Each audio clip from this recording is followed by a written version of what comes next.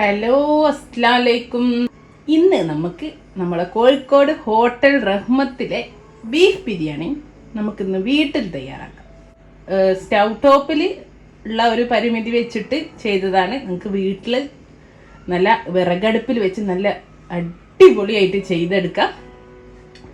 അപ്പോൾ ഒന്നും അധികം നീട്ടി പറയുന്നില്ല, എങ്ങനെയാ ചെയ്യാൻ നോക്കാം. നല്ല കീട്ടില്ല ടേസ്റ്റാട്ടോ. നമ്മുടെ റഹ്മത്തിലെ ബീഫ് ബിരിയാണി ഉണ്ടാക്കാൻ വേണ്ടിയിട്ട് ഞാനിവിടെ ഒരു കുക്കറാണ് കേട്ടോ എടുത്തത്. ഒരു 5 ലിറ്ററിൻ്റെ കുക്കർ എടുത്തിട്ടുണ്ട്. നിങ്ങൾക്ക് ചെമ്പിൽ ചെയ്യാം, അടുപ്പിലാണല്ലോ അവരുണ്ടാക്കുന്നത്. അപ്പോൾ ഒരു നല്ല ചെമ്പിലാണ് ചെയ്യുന്നത്. ഞാനിപ്പോൾ സ്റ്റൗവിൻ്റെ മേലെ പെട്ടെന്നും ചെയ്യുന്ന വേണ്ടിയിട്ട് ഞാൻ കുക്കറാണ് എടുത്തിട്ടുള്ളത്. ഇനിതാ അതിലേക്ക് അപ്പോൾ ഞാൻ 500 ഗ്രാം വെച്ചിട്ടാണ് കാണിക്കുന്നത്. 500 ഗ്രാം ബീഫും 500 ഗ്രാം അരിയും എടുത്തത്. അതിനുള്ള ആവശ്യമായിട്ടുള്ള കാര്യങ്ങളാണ് പറയാൻ പോകുന്നത്. ഇനിയിപ്പോൾ ഒരു 2 മീഡിയം സൈസ് തക്കാളി ചേർത്ത് കൊടുക്കുന്നുണ്ട് ആദ്യം തന്നെ കുക്കറിലേക്ക്. വലിയ തക്കാളിയൊക്കെ ആണെങ്കിൽ 1.5 മതിയാവും കേട്ടോ. പിന്നെ 1 ടേബിൾ സ്പൂണ് വെളുത്തുള്ളി ചതച്ചത്, അതേപോലെ 1 ടേബിൾ സ്പൂണ് ഇഞ്ചി ചതച്ചത്, 5 നല്ല എരിവുള്ള പച്ചമുളക് ഇതുപോലെ അധികം പൊടിഞ്ഞു പോവാതെ ക്രഷ് ചെയ്ത് വെച്ചിട്ടുണ്ട്, അത് ചേർത്ത് കൊടുക്കട്ടെ. ഇനി ഒരു ഇടത്തരം 2 സവാള, ഒരു മീഡിയം സൈസിലുള്ള 2 സവാളാണ്. വലിയ സവാളാണ് ഒരു 1.5 മതിയാവും കേട്ടോ, ഒന്ന് ചേർത്ത് കൊടുക്കുന്നുണ്ട്. പിന്നെ 1/4 കപ്പ് തൈര്. നല്ല പുളിയുള്ള വീട്ടിലുണ്ടാക്കുന്ന തൈരൊക്കെ ആണെങ്കിൽ 1 ടേബിൾ സ്പൂൺ കൂടെ കുറച്ചോളൂ കേട്ടോ. ഇതിപ്പോൾ അത്യാവശ്യം നോർമൽ പുളിയുള്ളൊരു തൈരാണ്. ഇപ്പം തീരെ പുളിയില്ലാത്തതാണ്, നിങ്ങൾക്ക് വേണമെങ്കിൽ കുറച്ചുകൂടെ ഒക്കെ ചേർക്കാം. ഉപ്പ്, പിന്നെ ഒരു 1/2 ടീസ്പൂണ് മഞ്ഞൾപ്പൊടി, ഒരു 1/2 ടേബിൾ സ്പൂണ് ചെറുനാരങ്ങ നീര്. ബീഫ് ഞാൻ നന്നായിട്ട് കിഴുകി വെച്ചതാട്ടോ. കണ്ടോ, ഈ ഒരു സൈസിലുള്ള ബീഫാണ് എടുത്തത് കേട്ടോ. എല്ലുള്ള പീസാണ് ഞാൻ എടുത്തത്, എല്ലില്ലാത്തതാണ് അങ്ങനെ ഉപയോഗിക്കാം. ഇനി ഈ ബീഫ് ഇട്ട് കൊടുക്കട്ടെ. എന്നിട്ട് നമുക്ക് നന്നായിട്ടൊന്ന് എല്ലാം കൂടെ മിക്സ് ചെയ്തെടുക്കാം. നന്നായിട്ട് മിക്സ് ചെയ്യട്ടെ. സ്പൂൺ കൊണ്ടൊന്ന് മിക്സ് ചെയ്താൽ ശരിയല്ല, കൈ വെച്ചിട്ട് തന്നെ ഒന്നങ്ങ് മിക്സ് ചെയ്തെടുക്കാം. വേറെ പൊടികളൊന്നും നമ്മൾ ചേർക്കുന്നില്ല കേട്ടോ. നന്നായിട്ട് അങ്ങ് മിക്സ് ചെയ്ത് ഇവിടെ വെച്ചിട്ടുണ്ട്. ഇനി ഒരു 1/2 മണിക്കൂർ ഇവിടെ ഇരിക്കട്ടെ കേട്ടോ. കുറച്ചധികം സമയം വെച്ചാലും നല്ലതാട്ടോ. അപ്പോൾ ഏറ്റവും കുറഞ്ഞത് ഒരു 1/2 മണിക്കൂർ ഇവിടെ മാറ്റി വെക്കട്ടെ. എനിക്കിതാ ഞാൻ കുക്കറിലുള്ള നമ്മളെ മിക്സില്ലേ ബീഫിൻ്റെ കൂട്ട് വേവിക്കാൻ പോവുകയാണേ. ഇതിപ്പോൾ ഞാൻ കുക്കറിലായതുകൊണ്ട് ഞാൻ വേറെ വെള്ളമൊന്നും ഒഴിക്കുന്നില്ല. നിങ്ങളിപ്പം അടുപ്പിലാണ് ഉണ്ടാക്കുന്നത്, അതും തുറന്ന് നമ്മുടെ ചെമ്പില്ലേ, സാധാരണ ബിരിയാണി ചെമ്പിലൊക്കെയാണ് ഉണ്ടാക്കുന്നതെങ്കിൽ നിങ്ങൾ ഈ ഒരളവിലേക്ക് 1 കപ്പ് വെള്ളം കൂടി ചേർത്തിട്ട് വേണം വെക്കാൻ. കാരണം ഇത് നമ്മൾ പുറത്ത് അവർ ചെയ്യുന്നത് തന്നെ 1.5 മണിക്കൂർ വേറെ വേവിക്കും. ബീഫല്ലേ, വേവണമല്ലോ. അപ്പം ഞാൻ കുക്കറിലായതുകൊണ്ട് കുക്കർ അടിച്ച് വെച്ചിട്ട് ചെറിയ തീയിലിട്ട് അപ്പം ആ പ്രഷറിൽ കിടന്ന് അങ്ങനെ ഒരു 3/4 മണിക്കൂർ വേവിച്ചെടുക്കാൻ പോവുകയാണേ. പ്രഷർ പുറത്തേക്ക് പോവാതെ മീഡിയം ടു ലോ ഫ്ലെയിമിൽ. അപ്പം അങ്ങനെ ആ ഒരു ചെറിയ പ്രഷറിൽ കിടന്ന് അങ്ങനെ വെന്തോളും, വെള്ളം അതിൽ തന്നെ ഉണ്ടായിക്കോളും നന്നായിട്ട്.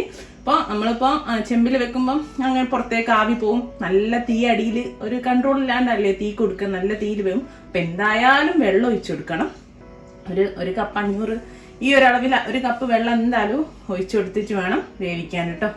അപ്പം ഞാനിത് മീഡിയം ടു ലോ ഫ്ലെയിമിൽ വെച്ചിട്ട് ഒരു 3/4 മണിക്കൂർ വേവിച്ചെടുക്കാൻ പോവുകയാണേ. ആദ്യം ഒന്ന് വേണേ മീഡിയം ഫ്ലെയിമിൽ വെക്കാം. എന്നിട്ട് ഇതിനുള്ളിൽ ആ പ്രഷർ ഇങ്ങനെ നടന്ന ഒരു സൗണ്ട് വരില്ലേ, എന്നുള്ള സൗണ്ട് വരുന്ന സമയത്ത് നമുക്ക് തീ നന്നായിട്ട് ഒന്ന് കുറച്ച് കൊടുക്കാം. എന്നിട്ട് അങ്ങനെ തന്നെ വേവിക്കാം. അപ്പോൾ പ്രഷർ പുറത്തു പോകാത്തതുകൊണ്ട് തന്നെ ഇതിൻ്റെ മണമൊന്നും പുറത്തേക്ക് പോകില്ല. അല്ലെങ്കിൽ ഈ ആവിയിലെല്ലാം പോവുമല്ലോ. കേൾക്കുന്നുണ്ടോ എന്നറിയില്ല, നമ്മൾ ബീഫ് അവിടെ നിന്ന് ആവുന്നുണ്ട്. ആ ഒരു സൗണ്ട് കേൾക്കാൻ പറ്റും. ആ ഒരു സൗണ്ടിൽ ആ ഒരു പ്രഷറിൽ കിടന്ന് അങ്ങനെ വേവട്ടെട്ടോ. ഒരു 50 മിനിറ്റ് വരെയൊക്കെ വെന്തിട്ട് നമുക്ക് ഓഫ് ചെയ്തിട്ട് തന്നെ ഒരു 15 മിനിറ്റ് വെച്ചിട്ട് കംപ്ലീറ്റ് പ്രഷറും പോക്കിയെടുക്കാം. ഇനി ഇതാ ഞാനൊരു ചോറ് വെക്കുന്ന ഒരു പാത്രം വെച്ചിട്ടുണ്ട്. അതിലേക്ക് ഇതാ ആദ്യം ഉള്ളി പൊരിച്ച് വരാൻ വേണ്ടിയിട്ട് ഞാനൊരു 1/4 കപ്പ് സൺഫ്ലവർ ഓയിൽ ഒഴിച്ചു കൊടുക്കുന്നുണ്ട്. അതിൻ്റെ കൂടെ തന്നെ ഒരു 2 ടേബിൾ സ്പൂണ് നെയ്യ് ഒഴിച്ചു കൊടുക്കുന്നുണ്ട്. നമ്മുടെ ഓയിലും നെയ്യൊക്കെ നന്നായിട്ട് ചൂടായി വരുന്നുണ്ട്. ഈ സമയത്ത് നമുക്ക് കുറച്ച് ഉണക്കമുന്തിരി ഇട്ടിട്ട് വറുത്ത് കോരി എടുക്കാം. ഉണ്ടെങ്കിൽ കാഷ്യൂ ഉണ്ടെങ്കിൽ കാഷ്യൂ കൂടി ഇട്ടോളൂ കേട്ടോ. ആദ്യം കാഷ്യൂ ഇട്ട് ഒന്നായി വരുന്ന സമയത്ത് മുന്തിരി ഇട്ട് കൊടുത്താൽ മതിയേ. എൻ്റെ അടുത്ത് കാഷ്യൂ ഇല്ലെന്ന്, അതുകൊണ്ട് ഞാൻ കാഷ്യൂ ഇടുന്നില്ല. മുന്തിരി ഇങ്ങനെ പൊന്തി വന്ന അപ്പം തന്നെ എടുക്കണം കേട്ടോ, അല്ലെങ്കിൽ ഒരു പ്രത്യേക കറുപ്പ് കളറായി പോതാ. കോരിട്ടെ ഇതേ ഓയിലേക്ക് നമുക്കിതാ ഞാൻ ഒരു വലിയ സവാള നീളത്തിൽ കനം കുറച്ച് അരിഞ്ഞു വെച്ചിട്ടുണ്ട്. ഇത് ഇട്ടിട്ട് നന്നായിട്ട് ഫ്രൈ ചെയ്തെടുക്കുക. നമ്മൾ പൊരിച്ചു കൊടുക്കില്ലേ. അപ്പോൾ ഇതാ ഞാൻ എപ്പോഴും പറയുന്നതാണ്, ഹൈ ഫ്ലെയിമിലിട്ടിട്ട് ഉള്ളി പൊരിച്ചു കോരാം. പക്ഷേങ്കിൽ ഉള്ളി പൊരിഞ്ഞ് തുടങ്ങുന്ന സമയത്ത് തീ ഓഫ് ചെയ്യണം കേട്ടോ. ഉള്ളിയുടെ ആ ഒരു ലൈറ്റ് ഗോൾഡൻ കളർ ആയി തുടങ്ങുന്ന സമയത്ത് തീ ഓഫ് ചെയ്യണം. അപ്പോൾ അത് ഹൈ ഫ്ലെയിമിൽ ഇങ്ങനെ ഇളക്കിക്കൊണ്ടിരിക്കണേ, എന്നാലേ എല്ലാ ഭാഗവും ഒരുപോലെ ആവുള്ളൂ. അപ്പോൾ ഇതാ നമ്മൾ ഉള്ളി ബ്രൗൺ കളറിലേക്ക് മാറി തുടങ്ങുന്നുണ്ട്. ഞാൻ തീ ഓഫ് ചെയ്തേ. ഇനി ഈ ഒരു ചൂടിൽ കിടന്ന് തന്നെ നമ്മൾ ഉള്ളി ആയിക്കോളൂ. ആയി കഴിയുമ്പോൾ നമുക്ക് കോരിയെടുക്കാം കേട്ടോ, അല്ലെങ്കിൽ ഉള്ളി പെട്ടെന്ന് കരിഞ്ഞു. കാരണം തീ ഓഫ് ചെയ്താലും കുറച്ചുകൂടെ സമയത്തേക്ക് ഉള്ളി പിന്നെയും കളർ ഇങ്ങനെ മാറിക്കൊണ്ടിരിക്കും. നമുക്കൊന്നുകൂടി ഒന്ന് ആക്കി കൊടുത്തിട്ട് നമുക്ക് കോരി മാറ്റാം. പിന്നെ അതിൽ കിടന്ന് വീണ്ടും ഒന്നുകൂടി കളർ മാറും. കോരി മാറ്റട്ടെ. നമ്മളെ പൊരിച്ചുള്ളി കണ്ടോ, വീണ്ടും കളറ് ഒന്നുകൂടി മാറി. ഇനി ഈ ചൂടോടെ തന്നെ നമുക്ക് ഇതിലേക്ക് കുറച്ച് മല്ലിയില, ഒരു പിടി മല്ലിയില ഇട്ടിട്ട് മിക്സ് ചെയ്ത് കൊടുക്കാം. അതേപോലെ ഒരു 1/2 ടീസ്പൂണ് ബിരിയാണി മസാലയും കൂടി ചേർക്കണേ. ചേർത്തിട്ട് നമുക്ക് ഈ ഉള്ളിയും കിസ്മിസും മല്ലിയിലയും കൂടി ഒന്ന് മിക്സ് ചെയ്ത് വിടാം. ദമ്മിലേക്ക് ഇവിടെ മാറ്റിയേക്കാം. അതാ ഒരു 3/4 മണിക്കൂർ കഴിഞ്ഞിട്ടോ ഞാൻ തീ ഓഫ് ചെയ്തു. ഇനി ഒരു 15 മിനിറ്റ് അങ്ങനെ കിടക്കട്ടെ. അതിലുള്ള ആ പ്രഷർ പോയി തീരുന്നു. നമ്മൾ ഡയറക്റ്റ് വിസിൽ പോക്കണ്ട, വെയിറ്റ് പൊക്കിയിട്ട് അത് അങ്ങനെ തന്നെ പോയി തിരട്ടെ. എന്നിട്ട് നമുക്ക് തുറക്കാം. അപ്പോൾ ഓൾമോസ്റ്റ് ഒരു മണിക്കൂറായിട്ടോ. ഇതാ പ്രഷറൊക്കെ പോയി. ഇനി നമുക്കിതൊന്ന് തുറക്കാം. ഇതാ നന്നായി, ഞാൻ പറഞ്ഞില്ല ഞാൻ വെള്ളം തീരെ ഒഴിച്ചിട്ടില്ല. കാരണം നമ്മൾ ആ ഒരു കുക്കറിൻ്റെ ഒരു ഇതില്ലെന്നല്ലേ, നല്ല കറി പോലെ ഇതാ വന്നിട്ടുണ്ട്. ഇനി ഞാൻ തീ ഒന്ന് ഓണാക്കി കൊടുക്കുകയാണേ. ഇതിലേക്ക് ഇതാ ഒരു ഇത്തിരി മല്ലിയില, ഒരു 2 ടേബിൾ സ്പൂണ് മല്ലിയില ഉണ്ടാവും. അതേപോലെ തന്നെ ഇതാ ഒരു ഇത്തിരി ഒരു ടേബിൾ സ്പൂണ് പുതിനൻ്റെ ഇല, പിന്നെ ഒരു 1/2 table spoon biryani masala. Home made biryani masala ആണ്. റെസിപ്പി ഞാൻ ഡിസ്ക്രിപ്ഷൻ ബോക്സിൽ ഇടാം കേട്ടോ. ഇതൊന്നും ചേർത്തിട്ടില്ലല്ലോ. ഇത് ചേർത്തിട്ട് ഒരു 5 മിനിറ്റ് കൂടി ഒന്ന് തിളക്കിയിട്ട് കേട്ടോ. ഇതാ ഞാൻ തീ ഓഫ് ചെയ്തു കേട്ടോ. ഒന്ന് തിളച്ച് കുറച്ചൊരു 2-3 മിനിറ്റ് കഴിഞ്ഞപ്പോൾ ഓഫ് ചെയ്തു. നമ്മൾ ഇതിൽ തീരെ ഓയിൽ നെയ്യൊന്നും ഉപയോഗിച്ചിട്ടില്ലല്ലോ. ഇനിയിപ്പോൾ അതാ ഓഫ് ചെയ്തിട്ട് നമ്മൾ നേരത്തെ ഉള്ളി പൊരിച്ചു കോരിയ ആ കൂട്ടിലെ നെയ്യുടെയും സൺഫ്ലവർ ഓയിലിൻ്റെയും അതിൽ നിന്ന് 1 ടേബിൾ സ്പൂൺ എടുത്ത് ഇതിലൊഴിച്ച് കൊടുക്കുന്നുണ്ട് കേട്ടോ. ഇതൊന്നൊന്ന് മിക്സ് ചെയ്ത് കൊടുക്കുക. ഇനി ഇതിലേക്കാണ് നമ്മൾ ചോറ് ചേർത്ത് കൊടുക്കുന്നത്. വെന്തിട്ട് ഇനി നമുക്ക് ചോറ് വെക്കാം. ചോറ് വെക്കാൻ ഞാനിതാ നമ്മൾ നേരത്തെ ഉള്ളി പൊരിച്ച കോരിയ ഓയിലും നെയ്യും ഇല്ലേ, അതിന്ന് 1 ടേബിൾ സ്പൂൺ നമ്മൾ മസാലയിൽ ഒഴിച്ച് 1 ടേബിൾ സ്പൂൺ കൂടി മാറ്റി വെച്ചിട്ടുണ്ട് കേട്ടോ. മൊത്തം 6 ടേബിൾ സ്പൂൺ ആയിരുന്നു ഉള്ളി പൊരിക്കുന്നതിന് മുമ്പ്. അപ്പോൾ അത് ഞാൻ മാറ്റി വെച്ചിട്ടുണ്ട്. അതൊന്ന് ചൂടാവട്ടെ. ഇനി ഇതാ ഞാൻ 500 ഗ്രാം നല്ല ജീരകശാല കൈമ അരി കഴുകി ഇതാ ഒരു ഓട്ടക്കൊട്ടയിലേക്ക് മാറ്റി വെച്ചതാണ്. ഇനി ഇതാ ഓയിൽ ചൂടായി വരുന്നുണ്ട്. കുറച്ച് ഹോൾ സ്പൈസസ്, ഒരു 3 ഏലക്ക, ഒരു 3 പൂവ്, ഒരു ചെറിയ കഷ്ണം പട്ട, പിന്നെ ഒരു ബേ ലീഫ്, ഒരു ഇത്തിരി ഒരു നുള്ള് വലിയ ജീരകം, പെരുംജീരകം കൂടി ഈ ഓയിലിലേക്ക് ഇട്ട് കൊടുക്കണം. അതൊന്ന് പൊട്ടി വരുന്ന സമയത്ത് നമുക്കിതാ ഒരു ടേബിൾ സ്പൂണ് സവാള ചേർത്ത് കൊടുക്കുക. ഉള്ളി ജസ്റ്റ് ഒന്ന് വഴറ്റിയതിന് ശേഷം നമ്മുടെ അരി ഇട്ട് കൊടുക്കുക. അരി ഒരു 5 മിനിറ്റ് ഈ ഓയിലിൽ കിടന്ന് നന്നായിട്ടൊന്ന് മീഡിയം ഫ്ലെയിമിലിട്ട് വഴറ്റിയെടുക്കണം. അരി നന്നായിട്ട് വറുത്തെടുത്തു കേട്ടോ. ഒരു 5 മിനിറ്റ് മിനിമം എന്തായാലും വറുക്കണേ.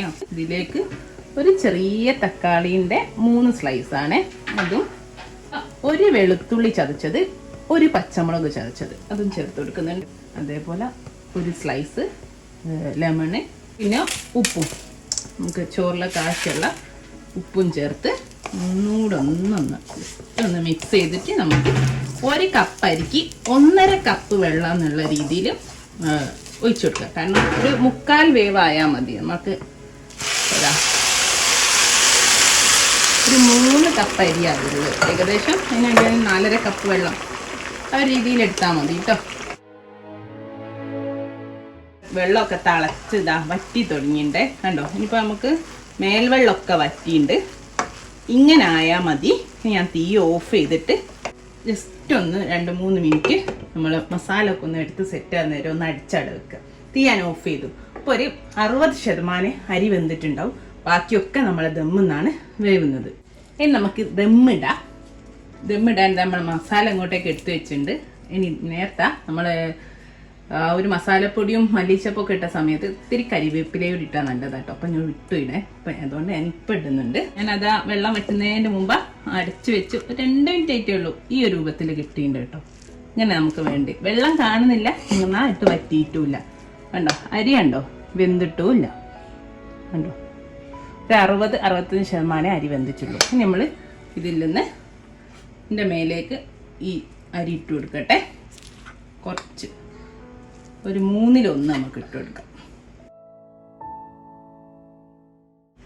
ഇനി നമ്മൾ ആക്കി വെച്ചില്ലേ നേരത്തെ പൊരിച്ച ഉള്ളി മല്ലി ഇലയൊക്കെ ചേർത്ത ആ ഒരു മിക്സ് അതിൻ്റെ മേലെ ലെയറിന് ഇട്ട് കൊടുക്കാം. ഞാനിപ്പോൾ കുറച്ച് ക്വാണ്ടിറ്റി ആയതുകൊണ്ടാണ് കുക്കറിൽ ചെയ്യുന്നത്.